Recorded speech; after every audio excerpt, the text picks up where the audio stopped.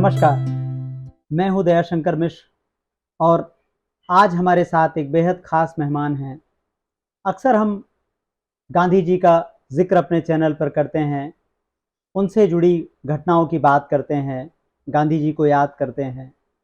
लेकिन आज हमारे साथ जो मेहमान हैं, उनकी सबसे बड़ी खूबी ये है कि अभी उनको 10वीं की परीक्षा पास करना बाकी है।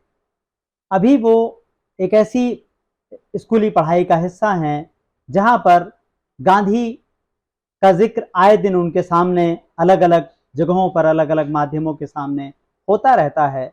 लेकिन इससे पहले हमारी नज़र में बहुत कम बच्चे ऐसे आते हैं, जो ये तय कर लें कि वो गांधी जी पर किताब लिखेंगे और गांधी जी की डगर पर लोगों को चलना सिखाएंगे। आज हमारे साथ हैं रेवा बवेले और बहुत स्वागत है रेवा आपका हमारे इस कार्यक्रम में, जिसमें हम किताबों की चर्चा करते हैं। और मैं इस बातचीत के लिए भोपाल आया हूँ और रेवा की यह किताब इस मायने में बेहद ख़ास है क्योंकि इसमें रेवा ने अपनी नज़र से गांधी जी को देखा है और वो उन कहानियों को सामने लाने की उन्होंने कोशिश की है जिससे हम सबको प्रेरणा लेनी चाहिए। बच्चे तो हमें अक्सर गांधी से प्रेरणा लेते हुए नज़र आते हैं, लेकिन हम देखते हैं कि जैसे जैसे वो बड़े होते जाते हैं तो उनको लगता है कि बापू की डगर पर चलना मुश्किल है। क्या ये सचमुच मुश्किल है? आइए जानते हैं रेवा से, और रेवा की इस किताब की यात्रा पर हम बात करेंगे, कैसे उनको इसकी प्रेरणा मिली और कैसे ये सफ़र किताब के रूप में हमारे सामने आया। रेवा, सबसे पहले हमें ये बताइए कि कैसे आपके मन में ये ख्याल आया कि एक 9वीं कक्षा की स्टूडेंट अपनी पढ़ाई लिखाई और तमाम दबाव के बीच में ये किताब लिखे, और कब से ये सिलसिला शुरू हुआ? जब क्लास 4th में थी, उस टाइम पे मैंने ये किताब मतलब पापा को लिखते हुए देखा कि पापा किताब लिख रहे हैं। ये सब चीज़ें मैंने देखी कि किताब कैसे लिखी जाती है। फिर मैंने देखा किताब को छपते हुए, उस समय से मेरे मन में बैठ गया था कि मुझे किताब लिखनी है। फिर मैंने बचपन से ही गांधी जी के बारे में थोड़ी बहुत कहानियाँ दादी से, कभी पापा से कुछ सुनी। उसके बाद जब मुझे सोपान जोशी जी की 2 किताबें मिली, एक थी बापू की पाती और दूसरी थी एक था बापू। वो दोनों किताबें पढ़कर मुझे गांधी जी के बारे में पूरा आइडिया लग गया कि गांधी जी किस तरीके से कैसे थे और क्या उनकी सत्याग्रह के बारे में सारी चीज़ें मुझे समझ में आई। तब फिर मैंने गांधी जी की सत्य के प्रयोग वाली जो किताब है उसे पढ़ा। तब ये सारी बातें समझ के सोच के मुझे समझ में आया कि मुझे गांधी जी पे किताब लिखनी है।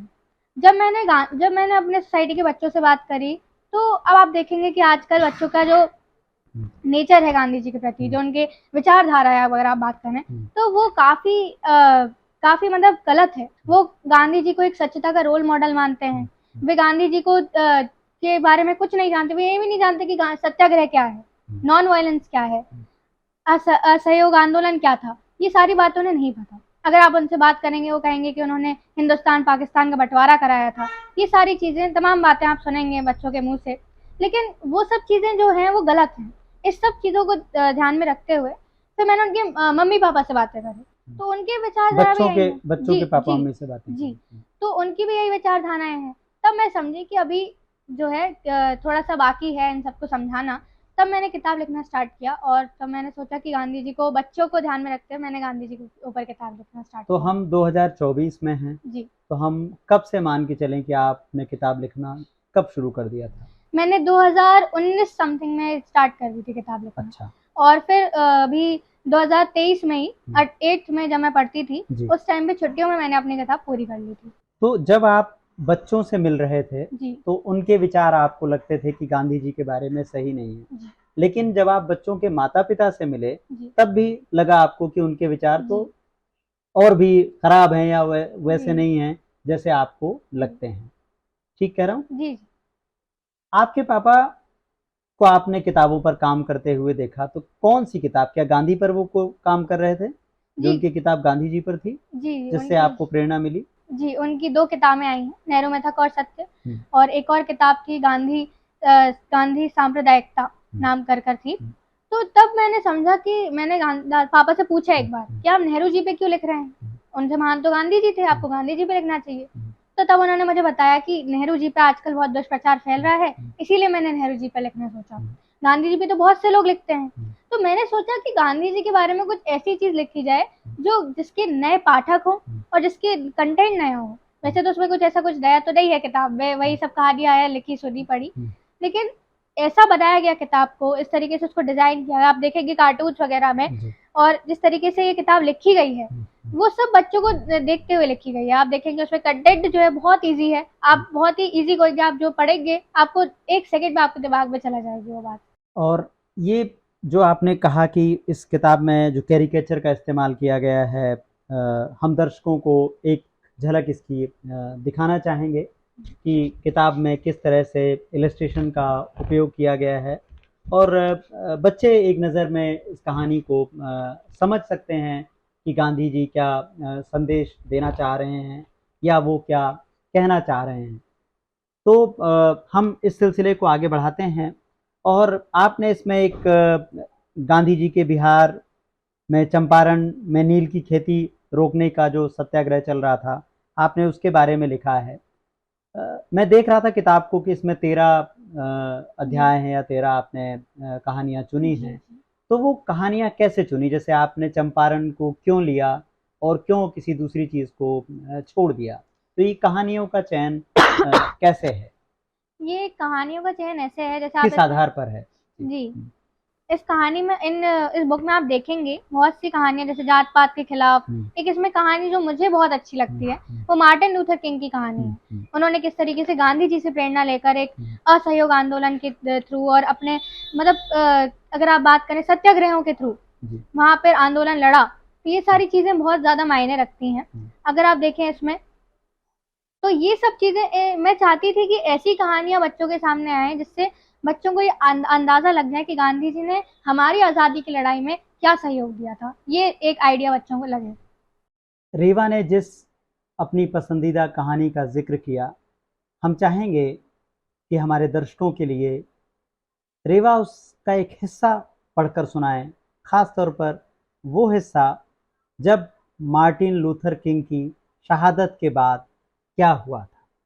तो आप समझ पाएंगे कि गांधी का प्रभाव क्या था और गांधी की विरासत क्या है और क्या कुछ है हमारे सीखने के लिए।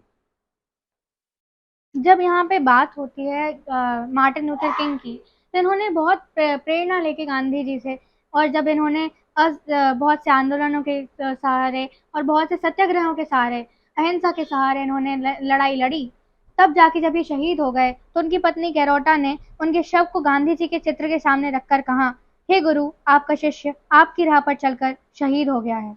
ये सुनकर सभी की आंखों में आंसू आ गए और लोगों ने सोचा कि आज एक अद्भुत दृश्य देखने को मिला है, जहां एक अमेरिकी ने भारतीय की राह पर चलकर देश के लिए समर्पित होना सीखा।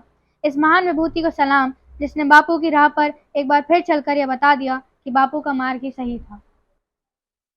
तो रेवा, कैसे आपने देखा कि गांधी जी को पढ़ने की प्रक्रिया में एक तरह से गांधी के वैश्विक प्रभाव को हमारे सामने रेखांकित करती हैं। आप सब जानते हैं कि गांधी को किस तरह से केवल स्वच्छता के प्रतीकों से जोड़कर देखने की कोशिश की जा रही है, और पिछले 10 वर्षों में हमने देखा है कि किस तरह से अभियान चलाकर गांधी को कचरे के ढेर पर रख दिया गया है, और बार बार ये संदेश देने की कोशिश की जाती है कि जैसे गांधी का सबसे बड़ा योगदान सफाई है, गांधी का सबसे बड़ा योगदान आज़ादी की लड़ाई है। वो आज़ादी, वो संविधान जो हमें आज़ादी देते हैं अपने चयन की, अपने तरीके से जीवन जीने की, अपने तरीके से आचार व्यवहार करने की, हमारा सम्मान, हमारी गरिमा, अभिव्यक्ति की स्वतंत्रता, यही सब गांधी की विरासत हैं। तो रेवा, आप कोई एक ऐसा अनुभव बताना चाहें जहाँ पर किसी दोस्त ने या तो आपको कहा हो कि नहीं नहीं इस काम की क्या ज़रूरत है, या आपको लगा हो कि नहीं इस काम की तो और ज़्यादा ज़रूरत है, क्योंकि काफ़ी वक्त लिया आपने किताब लिखने में, कई साल आपको लगे हैं। जब मैंने अपने दोस्तों को ये सब बातें बताई कि मैं किताब लिख रही हूँ और गांधी जी पे किताब लिख रही हूँ, तो लोगों ने मजाक उड़ाया, जाहिर सी बात है। उन लोगों ने कहा कि इससे ये सब फालतू की चीज़ों की क्या ज़रूरत है, और ये सब तो गांधी जी ने क्या किया था देश के लिए, गांधी जी ने क्या योगदान दिया था देश के लिए, गांधी जी तो बस ये लोगों के मल मूत्र साफ करते रह गए थे, स्वच्छता में उनका योगदान है, बाकी तो उनका कोई योगदान रहा नहीं। ले तो मुझे लगा कि हाँ, इन लोगों को अभी जानकारी नहीं है, जानकारी देना ज़रूरी है। उससे मुझे प्रेरणा मिली उनकी इस बात से, और तब मैंने सोचा कि ये किताब मुझे और जल्दी लानी पड़ेगी। तो जब मैंने एक्चुअली ये किताब तो बहुत पहले से लिखने का सोचा था मैंने, काफ़ी लोगों को बताया भी था कि मैं ये किताब लिखने वाली हूँ, ये वो। लेकिन ये असल में पूरी तब हो पाई जब मैं 8th की छुट्टियों में थी। तो उस टाइम पे फिर 1 महीने में मैंने ये पूरी किताब जो है लिख दी थी, और तब मैंने सारे लॉजिक्स, हर तरीके की चीज़ों को, प्रूफ्स वगैरह को इकट्ठा करके, और तब ये किताब मैंने लिखी।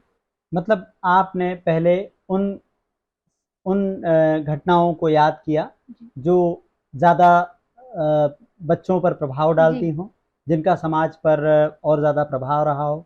फिर आपने चयन किया होगा कि कैसे इन कहानियों को, हम जी। इतनी कहानियों को रख सकते हैं और ये सबसे ज़रूरी कहानी है। जी। जैसे इसमें कुछ छोटे-छोटे किस्से आपने शामिल किए हैं रेवा ने, जिसमें उन्होंने बताया है कि छोटी चीज़ भी बहुत काम की होती है, जहाँ वो हर चीज़ का महत्व बता रहे हैं। तो एक इसमें और कहानी है, जैसे आपने चंपारण का ज़िक्र किया, जी। तो इसके बारे में आपने कहाँ पढ़ा? या आपने इसमें बात की कि गांधी ने जात-पात के खिलाफ बात की, जाति प्रथा पर बात की। जी। तो ये सब कहानियाँ आपको कहाँ से पढ़ने को मिली, और कैसे आपने उनका चयन किया कि हाँ, यही कहानी मैं रखूँ? जब जात पात के खिलाफ वाली जो कहानी है, इस कहानी को मैंने एकता बापू की किताब में पढ़ा, और ये कहानी सोपान जोशी जी ने लिखी है। उनकी किताब है एकता बापू, उसमें ये कहानी दी गई है। उन्होंने उसमें पूरा बताया गया कि किस तरीके से उनकी माँ ने उन्हें रोक दिया था, अछूतों से बात करने से मना कर दिया था। तो ये सब चीज़ें उसमें दी गई हैं। तो मैंने वो सब चीज़ें बच्चों के अगर आप बात करें तो उस तरीके से ली कि वो बच्चों के व्यू में आ जाए। उस मैंने माइंड ऑफ व्यू से ली। तब मैंने इस किताब में वो कहानी डाली कि जात पात के खिलाफ, कि गांधी जी का जैसे आप बात करें जाति प्रथा जो है उसके खिलाफ गांधी जी ने क्या किया। मैं चाहती थी कि बच्चों को पता चले कि जाति प्रथा के खिलाफ गांधी जी का क्या मूवमेंट था, गांधी जी क्या कर रहे थे उस समय। ये सब बातें मैंने, और दूसरी बात अगर आप बात करें चंपारण की, तो वो तो आजकल कोर्स में भी पढ़ाई जा रही है। 8th क्लास में अगर आप देखें तो कोर्स की बुक्स में भी वो कहानी दी गई है। लेकिन मैं चाह रही थी कि ये मेरी किताब में भी आनी चाहिए, अहम लगी मुझे। एक और कहानी मुझे इसमें ज़िक्र करने के लायक है। वैसे तो पूरी किताब की सारी कहानियाँ हैं, फिर भी जिन चीज़ों की हम बात करें, वो बात है कि बच्चों के मन में बचपन से ही, चाहे अनचाहे, बहुत सारे डर माता-पिता डाल देते हैं। इन्हीं में से एक डर होता है कि ये नंबर शुभ है या अशुभ है। बहुत सारे लोग ज़िंदगी भर इसको ढोते रहते हैं कि 13 नंबर का ये नहीं रखना है, 11 नंबर का ये नहीं रखना है, आज के दिन ये काम नहीं करना है, इस कमरे में नहीं ठहरना है। हमने देखा है कि जब हम यात्राएँ करते हैं तो बच्चे तो चुप रहते हैं, लेकिन माता-पिता उनको बताते हैं कि ये 13 नंबर का कमरा नहीं लेना है। तो रेवा की इस किताब में रूम नंबर 13 है, जिसका ज़िक्र है कि कैसे होटल में उनको बताया जाता है कि ये अशुभ है, और कैसे गांधी कहते हैं कि नहीं, अब तो वो यहीं रुकेंगे, और कैसे अंधविश्वास उससे जुड़ा हुआ है कि इस कमरे में जो रुकता है वो उसका अशुभ होता है उसके साथ में, या उसके साथ में कुछ ऐसी घटनाएं घटती हैं जो ठीक नहीं हैं। तो गांधी की सबसे बड़ी खूबी और गांधी की सबसे बड़ी बात थी कि वो किसी भी चीज़ में आपको यकीन करने को पहले नहीं कहते हैं। रेवा ने उस बात को बखूबी रेखांकित करने की कोशिश की है कि गांधी पहले उसको जीते हैं, फिर कहते हैं कि ये सही है या गलत है, या ऐसा होना चाहिए या नहीं होना चाहिए। बहुत ज़रूरी है कि हम इन बातों को समझें और उन अविश्वासों को अपने मन में ना जमने दें।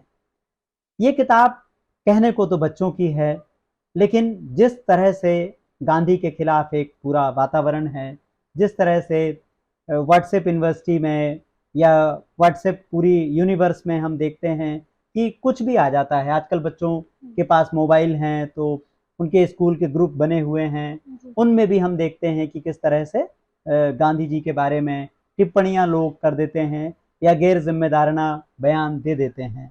तो हमें लगता है कि ये किताब एक ज़रूरी किताब है, ताकि बच्चे इस किताब को पढ़ें। बच्चे ही कल के नागरिक हैं और वही एक बेहतर दुनिया बनाने की सबसे बड़ी तैयारी हैं। रेवा की किताब जिसका नाम है बापू की डगर, आप अमेज़न पर ले सकते हैं। अब ये जी रेवा जी किताब जी अमेज़न पर आ जी। गई है और इस किताब को प्रकाशित अबरार मुल्तानी जी ने किया। जी, अबरार मुल्तानी साहब ने किया है और इस किताब का मूल्य 600 रुपए है। इसके लिए लेखक को लिख भी सकते हैं, लेखक से संपर्क कर सकते हैं।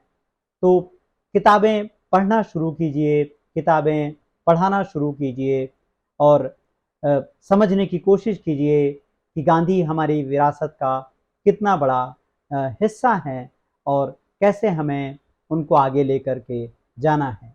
यह कोशिश संविधान, लोकतंत्र और नागरिक बनने की हमारी पहल का एक बड़ा ज़रूरी हिस्सा है। तो रेवा हमसे बातचीत करने के लिए बहुत सारा धन्यवाद और आप भी इस किताब को पढ़ें और रेवा का हौसला बढ़ाइए और किताबें खरीद कर पढ़ने की आदत डालिए। नमस्कार।